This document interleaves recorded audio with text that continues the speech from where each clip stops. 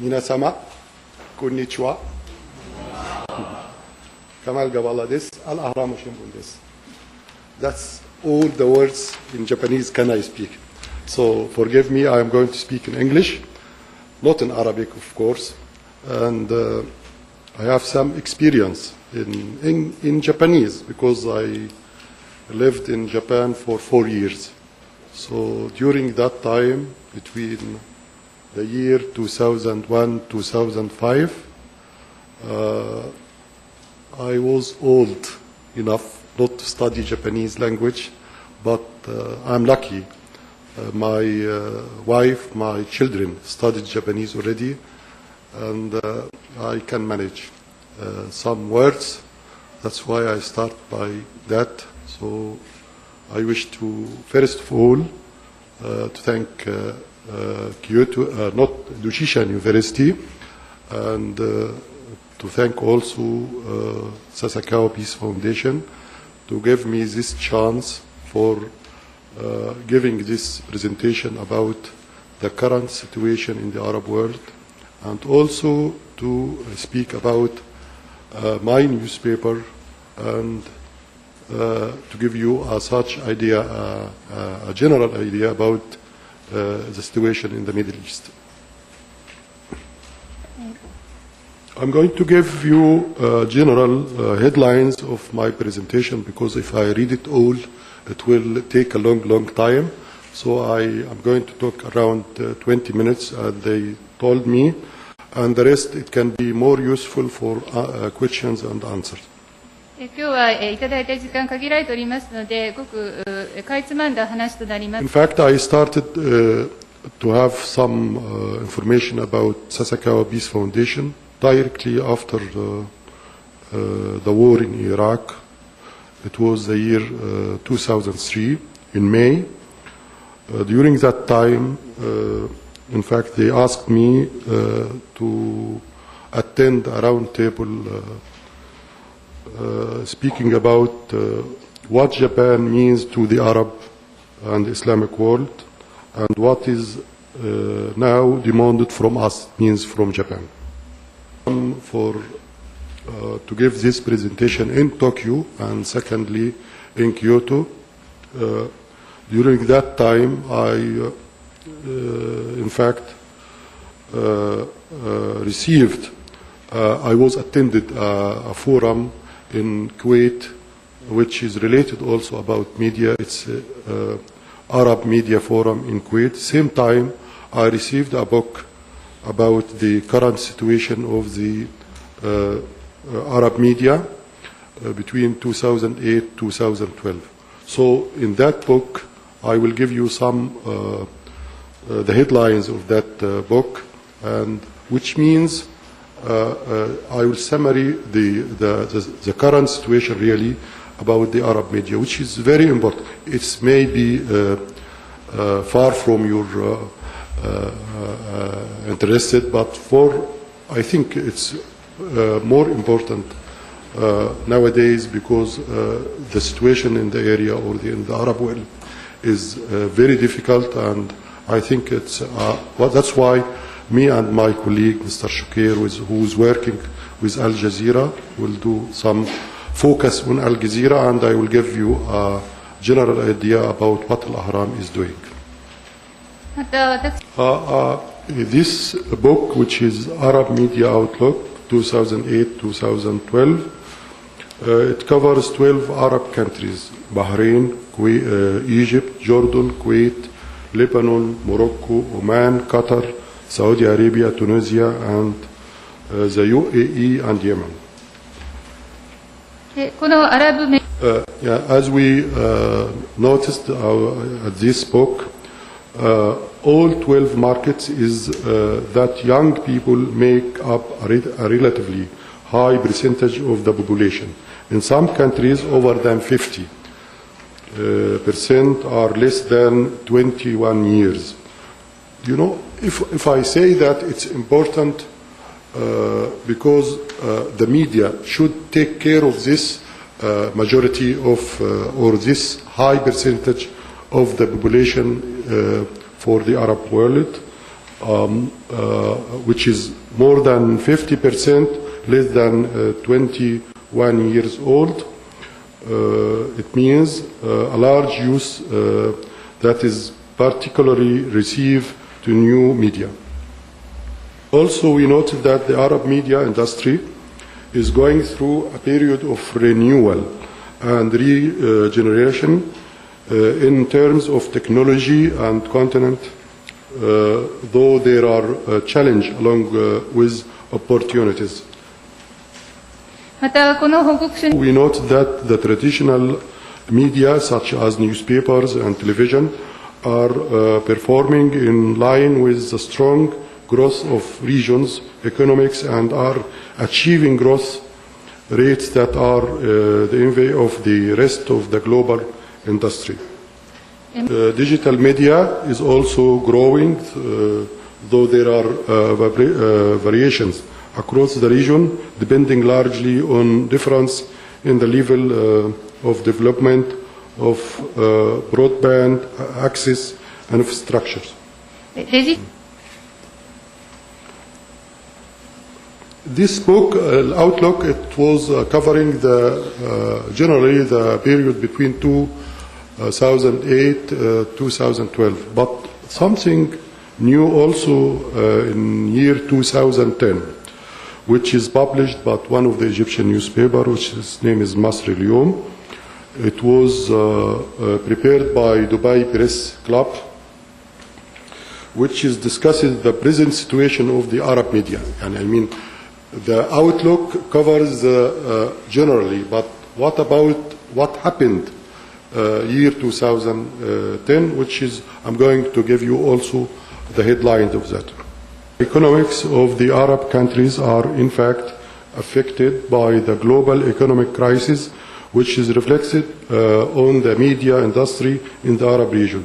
A good example to that is how the proceeds of this industry dropped by 15% in 2009.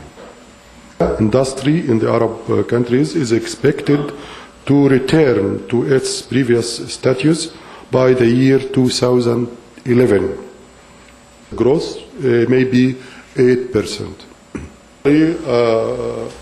Outlook about the Arab media, or the current situation of the Arab media. What I'm going to give you some idea about the Egyptian media, and also I'll give you briefing about Al Ahram, my newspaper.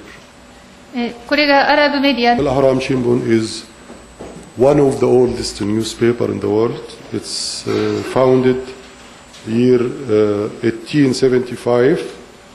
You know what the meaning of Al Ahram, by the way? Al Ahram means pyramids, which is, all of you know that the pyramid is one of the oldest things in the world. So Al Ahram takes this name. We are in Al Ahram proud to be also one of the oldest newspaper in the world. Ahram began as a newspaper that was published weekly, and after less than 5 years, exactly in January 3rd, 1881, turned into a daily newspaper. We are now established at Alexandria. Moved from Alexandria to Cairo on November 3rd, 19th. On November 1, 1968, then the newspaper moved to its current building. I think Akira-san visited us at this building a few weeks ago. Also visit, if some of you visit Egypt, Cairo, so it's one of the big buildings in Egypt, in Cairo, and it was built, and we are there since 1968. And Al Ahram had a number of famous figures running chief editors in it, including Khalil Mutran and Mohamed Hassanin Ekel, Fikri Abaza, Hassan Abdul Quddus, all these people, the chief editor of Al Ahram one day. It was founded by the two brothers, Salim and Bishara Takla, who were Lebanese, by the way. Still, Al-Ahram boasts the Arab mind. Ahram currently publishes 3 local editions and also publishes an international edition in London, Frankfurt, and in New York. The newspaper publishes an edition in Arabic in Dubai in Kuwait. It has electronic also edition on the internet. Some people, by the way, complaining that the internet is not available, Al-Ahram, but I think it's because there is a lot of people opening Al-Ahram homepage. Al-Ahram also has a huge establishment, company in Egypt. We have a lot of daily newspapers in Arabic, in English, in French, and a lot of magazines, weekly, monthly, quarterly. So there is a lot of issues from Al-Ahram every day. And what is the current situation of the media in Egypt nowadays? I quote from the book of the State Information Service. It's a government book which is published 2009. They say, in the age of satellites, the Egyptian media has praised itself to occupy a pioneering and distinguished position that came as a result of a remarkable leap and unprecedented freedom of expression. This is what the government say. 2008, the freedom of press recorded as also, I am quoting this book, a government book, because I have my own comments. In year 2008, and we are lucky, Ambassador is not here today, he was there in Tokyo. So there here I can speak loudly and I can answer all your questions. In year 2008, as they say, the freedom of press recorded a remarkable growth and ranked the fourth in this being among the states of the Middle East and North Africa. Numbers of newspapers and magazines released in 2009 totaled 521, including 180 newspapers and 341 magazines distributed as follows: 22 daily newspaper, 91 weekly newspapers, 67 monthly newspapers, 25 weekly magazines, 316 monthly magazines. 2009年に発行されている新聞、そして雑誌は Television in Egypt, in fact, is very important, and maybe Al Jazeera today will take a part of this session. But I wish to say that in Egypt also television is very important. Even it's a local TV or television.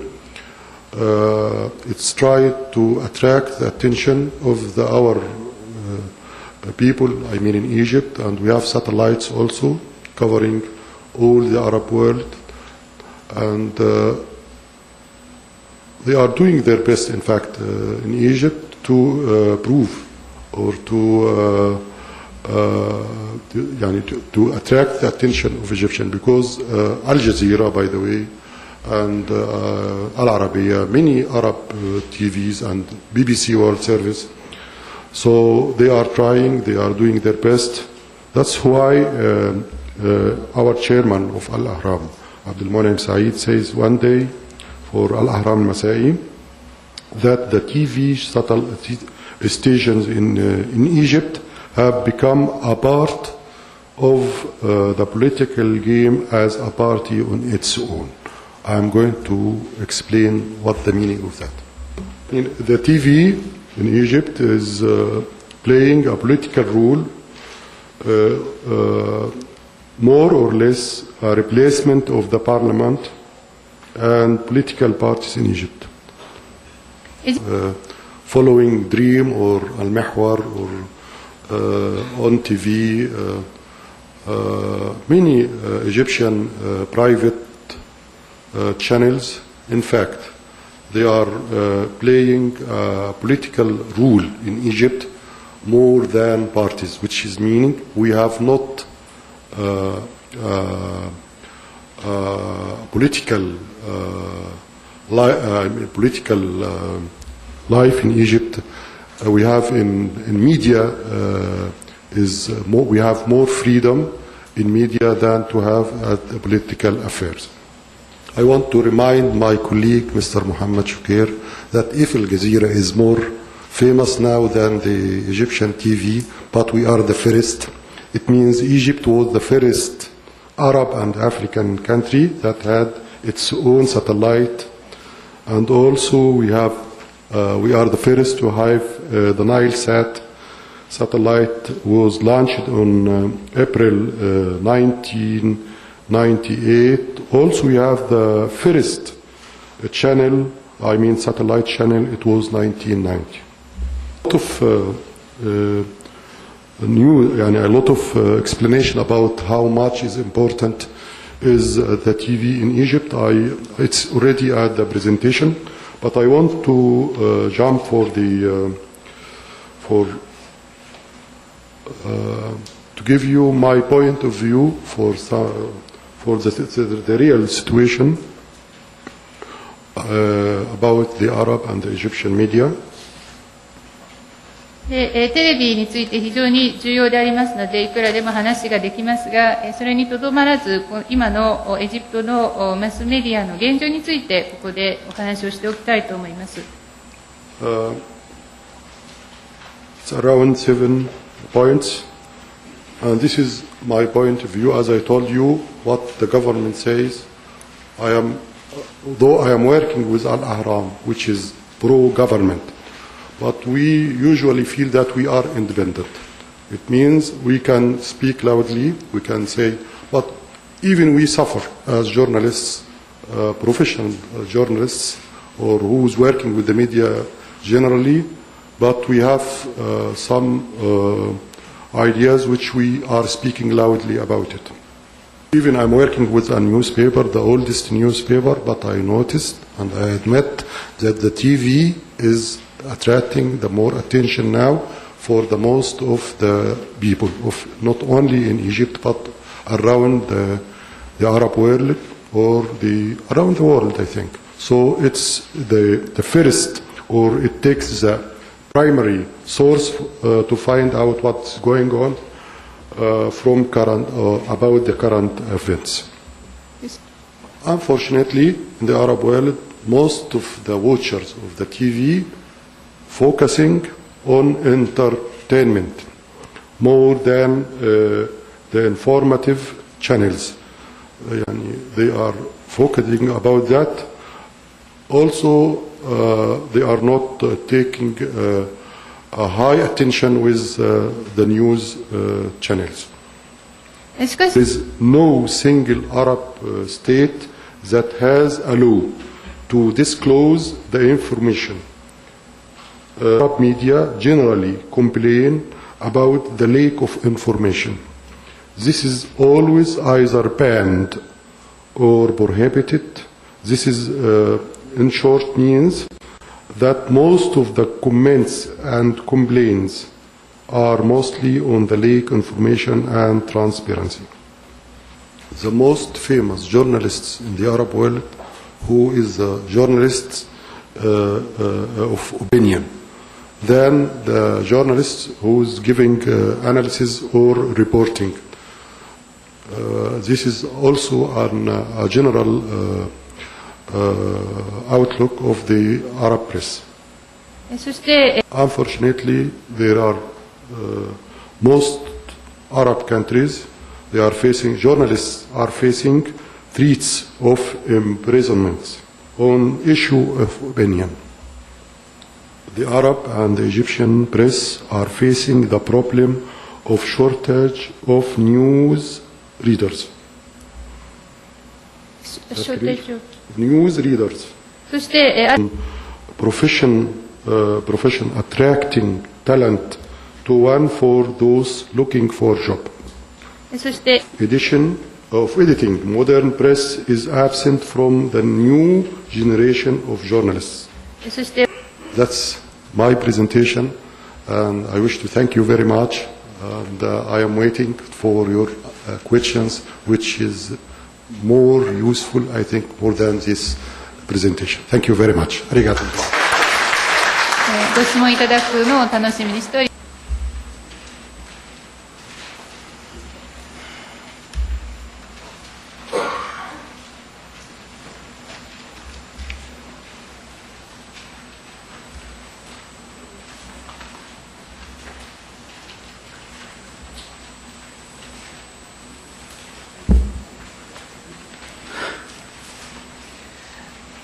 こんにちは。モハメド・ショケイルと申します。アルジャジーラテレビから来ております。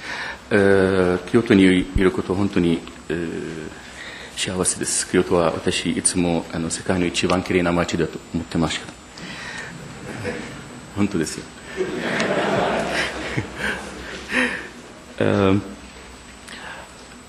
実はですね、私のプレゼンテーションは日本語でする予定だったけど、ちょっと上がっているから英語でと、日本語は言葉はあれ画面に出てくるからだから私、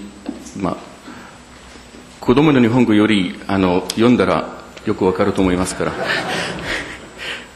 でアルジャジーラの始まった時 just to start by introducing how it all started、the media in the Arab world used to be summarized in this saying.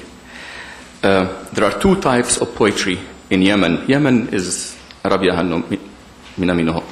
And one type is in the praise of the Imam or the ruler. And the other type is appealing for his mercy or begging for his forgiveness.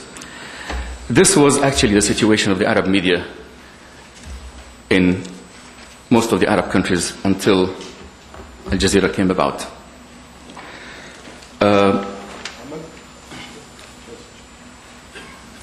Sorry, it's okay, right? 大丈夫でしょ？読めるから。It's all here. Sorry.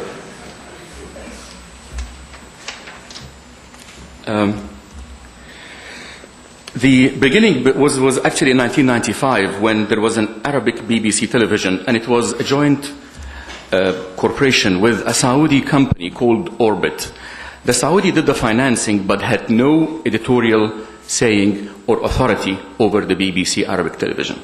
And then all of a sudden, they realized that the lack of editorial rule was actually costing them money, and they were also being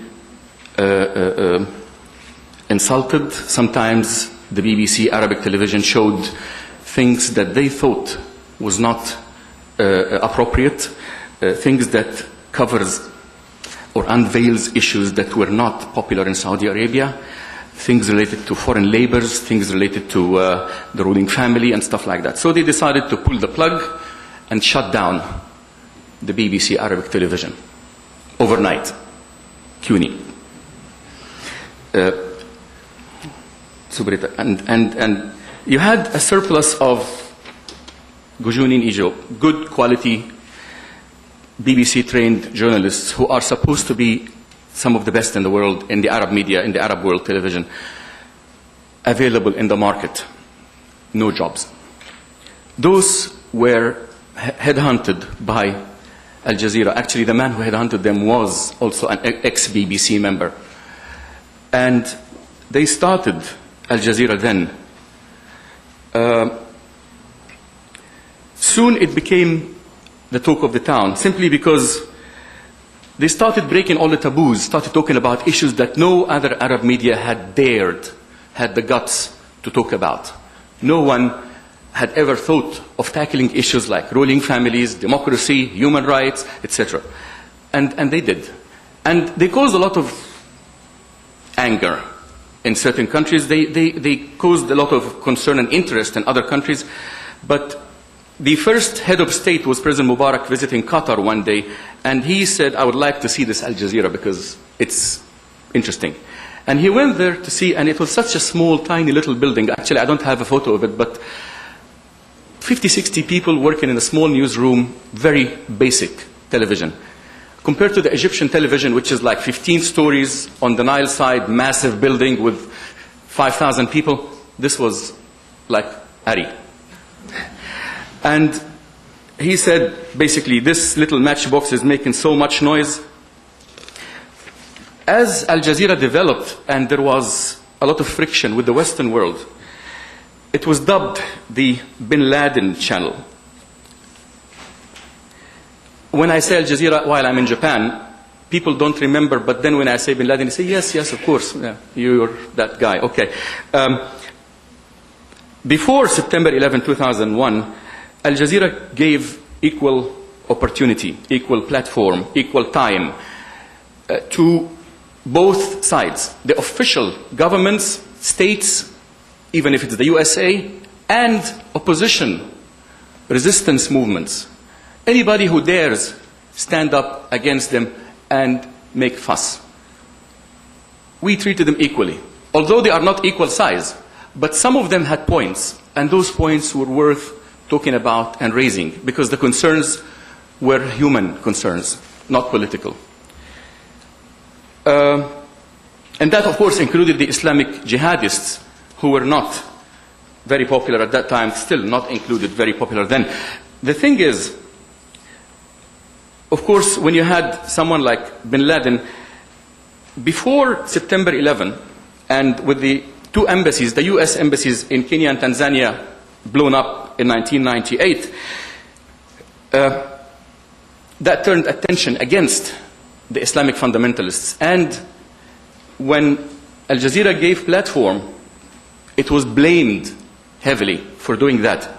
Although, again, those people whom are accused of committing these atrocities are the same people whom you used to be your freedom fighters in Afghanistan, fighting the Soviet invasion of Afghanistan. Those people, the Mujahideen in Afghanistan, fought the Soviets off out of Afghanistan. The same people, when they fought the Americans or NATO, the label changed from freedom fighters to terrorists. That's how the Western media seems to be hypocritical about dealing with issues internationally, and that's how sometimes they like to keep some history of stories away from the audience, so they won't remember the past. Because if they do, they will compare, and if they compare, they will come to conclusion that this maybe is not the truth.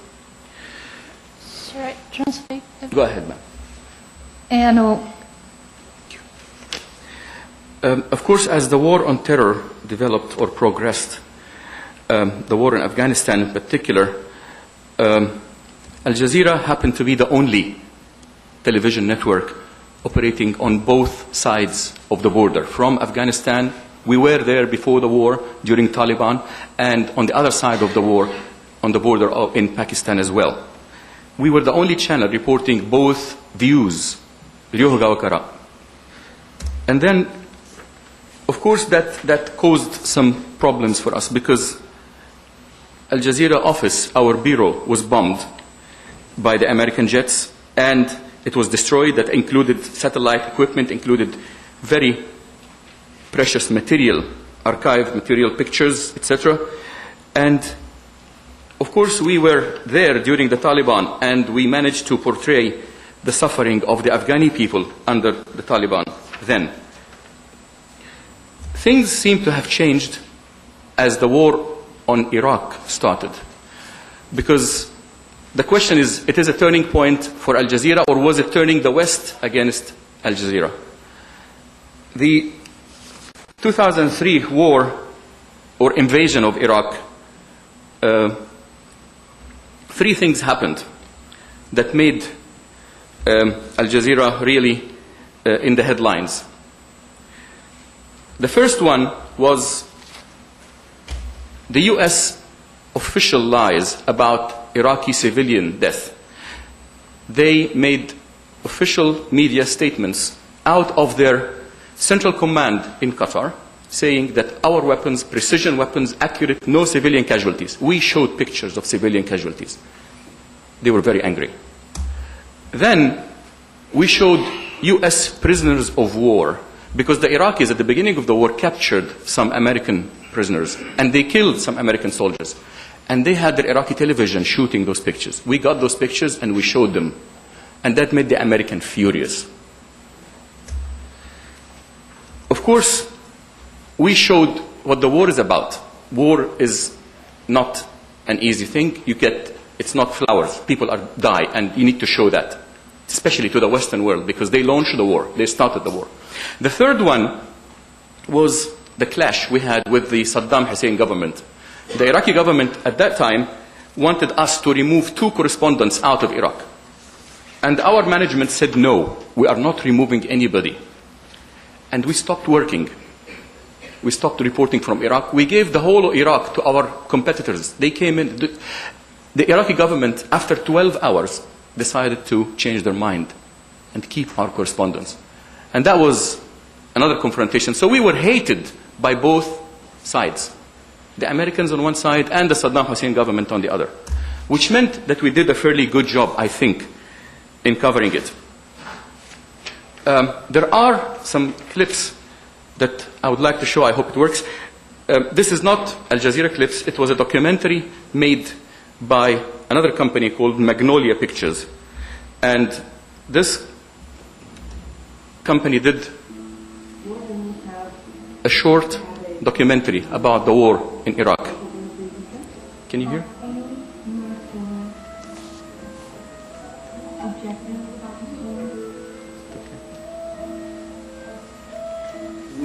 The Bush administration called it the mouthpiece.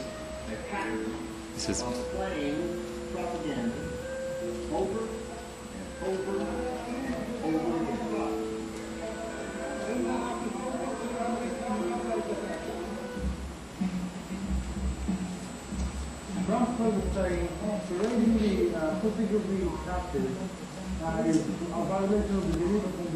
the decision by Al Jazeera to broadcast such material is deplorable. What do you call Guantanamo Bay? What do you call the Iraqi soldiers parading yesterday on American television? Now there's a Geneva Convention. When I watch Al Jazeera, I can tell what they're showing, and then I can tell what they're not showing by choice. What they do is when there's a bomb goes down, they grab some children and some women and pretend that the bomb hit the women and the children. It benefits Al Jazeera to play their nationalism because that's their audience, just like Fox plays to American patriotism for the exact same reason. American nationalism.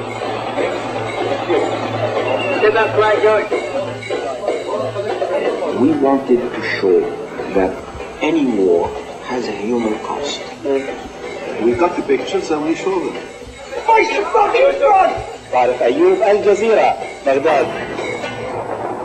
It makes me hate war, but it doesn't make me believe that we're in a world that can live without war yet. We are not like Rumsfeld, who says we care for the Iraqi people. He doesn't care at all. We care for them. We are Arabs like them. We are Muslims like them. Day by day, the Iraqi people are closer to freedom. Your heart can be with your people. Your soul can be with your people. But as a journalist, your primary duty is to get information. You want to help your people, get information for your people, get news for your people. Democratize our society.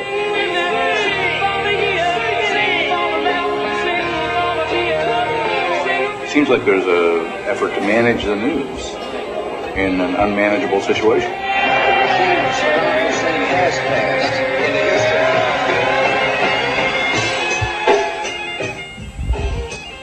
Okay. Can I add some? Yes, go ahead. タイプしたらすぐ出る。若い人のアメリカ軍隊のスポークスマン、若い男の人は今アルジャジーラに勤めてますから、ワシントンのビュローで。The other issue that I think was a result of focusing on the massive death and tragedy is that the value of Arabs and Muslims soared, went up, because they were, the Arab people or Muslims anywhere in the Western media, big event, large number of deaths, you will get 2 lines at the bottom somewhere inside a newspaper. But if it is a Westerner, an American, European, or even an Israeli for that matter, it will be top news, big headlines. There is a difference in the value of blood, of human beings. It's not nice, it's sad, but it's true. We corrected that imbalance.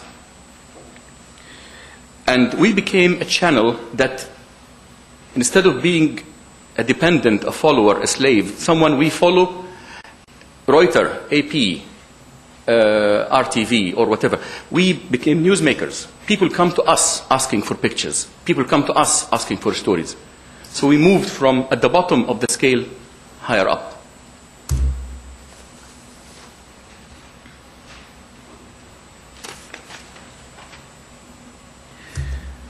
The motto of the Al Jazeera Arabic has always been the opinion and the other opinion. You get 2 sides, and we put both sides equally to the viewer, and we let the viewer decide, regardless of the size of who is bigger or who is smaller, who is legitimate and who is not, who is the government and who is the opposition. That, with the founding of a new channel, the English channel, in 2006, the motto changed to the voice of the voiceless from the South. And the South is not geographical South. It is the cultural South. It is the poor countries, the developing countries, the underdeveloped countries, the countries that have always been exploited by the North.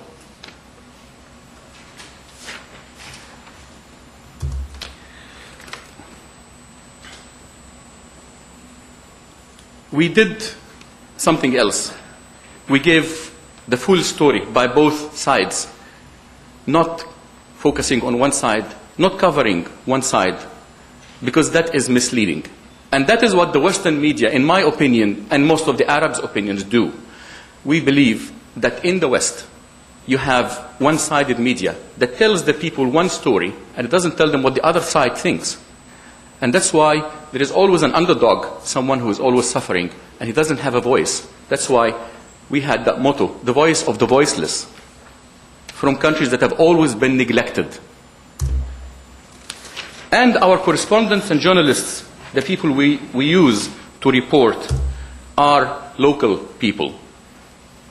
We don't, like the BBC does, hire people in London and send them to Africa, or send them to Pakistan or Afghanistan. Or we hire people from the country, and we rely on them because they know better, and they can give us deeper level of coverage and much better quality stories.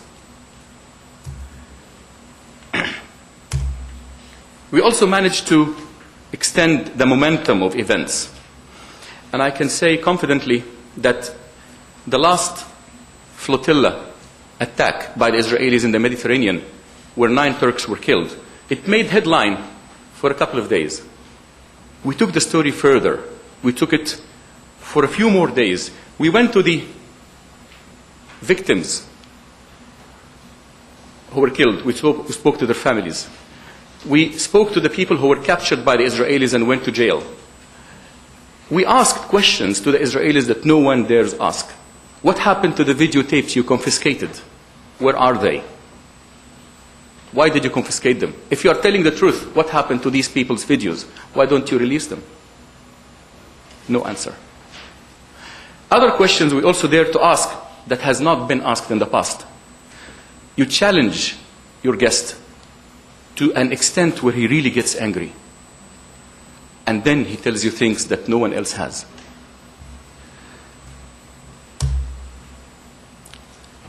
Some of the other issues that I would like to focus on. Can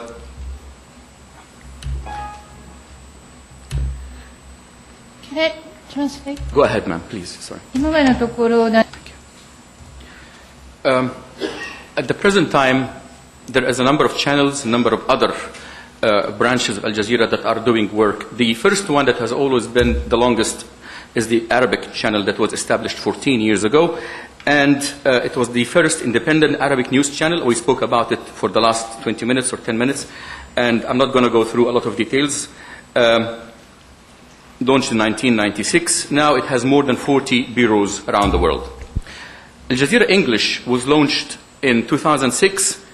It has more than 180 household viewers and 180 million household viewers worldwide. We are very strong in presence in Asia and in Europe, but our presence in North America is still very limited. We have 4 broadcasting centers. Doha in Qatar, we broadcast 12 hours out of Doha. Kuala Lumpur, London, and Washington, D.C., 4 hours.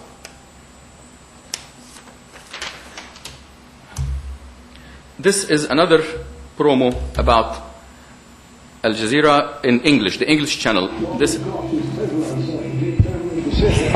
This is the program I produce on a daily basis called The Inside Story. The news, there are no standards or governments working together on who decides if airspace is closed. To those it affects.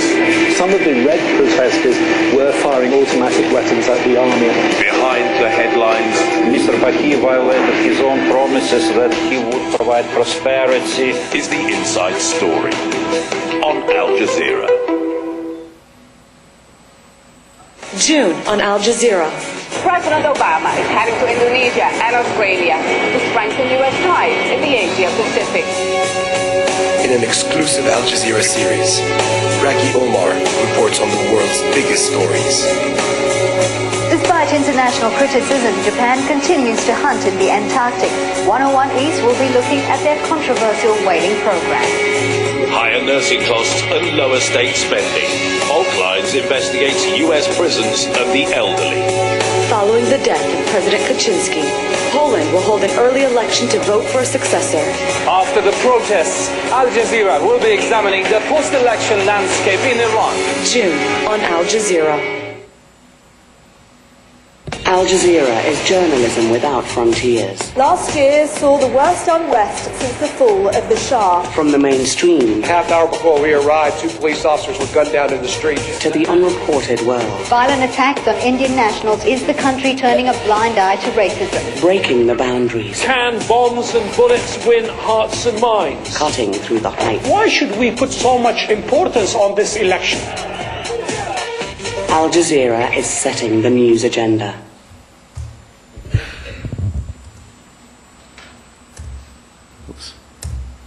Okay, sorry, I hope that didn't take too long. Then we have the documentary channel, and it is the first Arabic documentary channel ever dedicated to making documentaries exclusively to the Arab world, the Arab-speaking people in the Middle East. Al Jazeera Mubashir, or live. That's another channel with a different concept, because it is a channel that broadcasts 24 hours, but only live events, live conferences, things happening anywhere. We put the camera and let it shoot. No comments, no presenters, just follow what's happening. Whether it is a press conference, whether it is a gathering of an opposition somewhere, political or some rebellion somewhere, street fighting, anything. And that is on a separate channel.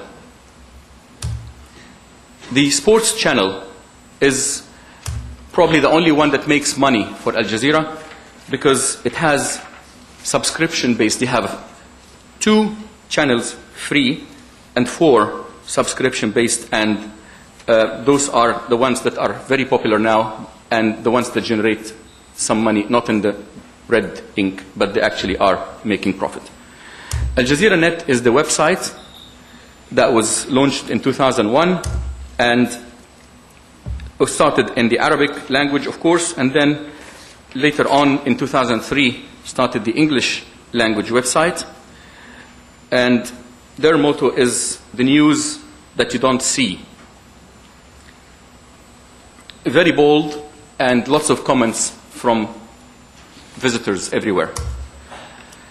Al Jazeera Center for Studies That is a research center launched in 2006 that conducts analysis, studies, and organizes conferences, seminars, and takes public opinion polls and media analysis and publishes research papers extensively on the Arab, Islamic, and international issues, of course, focusing on the Middle East. They have been very successful in the last few years. They've had a few events in Doha, Qatar. Al Jazeera New Media, basically, this is another unit that was created to try and catch up with the technology.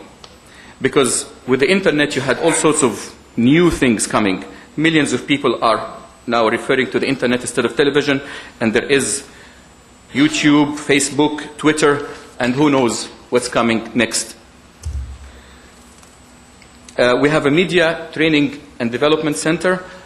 That training center has managed so far to train more than 4,000 journalists from the Arab world and organized more than 400 professional training classes and training courses for Arab journalists who actually do need a lot of training because the level really vary between one country and the other. Al Jazeera Mobile is the mobile service, Ketai Denwa, that you get your news, breaking news on SMS or MMS or even video phone. And that is something new because unprecedented in the Arab world. People usually watch the news after they go home and sit and have a drink or have a meal, or when they're shaving in the morning before they go to work, or when they're driving. But now the news comes to you and you know that this happened immediately just a few minutes ago. And there is actually I hope that works. I'm not going to show you the whole thing because it's too long.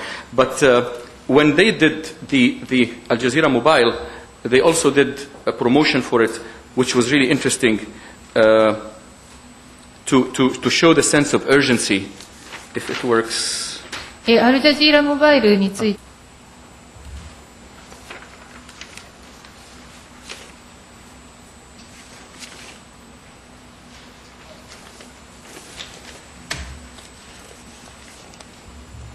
I'm sorry, I apologize. I will just pass this one because obviously it's not working. But we'll move on to facts and figures, and that is the last page I have. Basically talking about Al Jazeera in general, in brief, 69 bureaus all over the world, 3,000 staff members, 400 journalists, and they belong to more than 60 countries. The Arabic has 50 million viewers. The English claim 180 million households worldwide.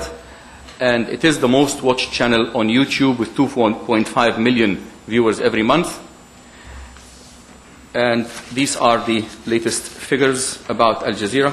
With it, I conclude my presentation. Thank you very much, and I'll be also happy to take questions. Please feel free to ask anything and everything you want. Thank you. ありがとうございます。何でも質問してください。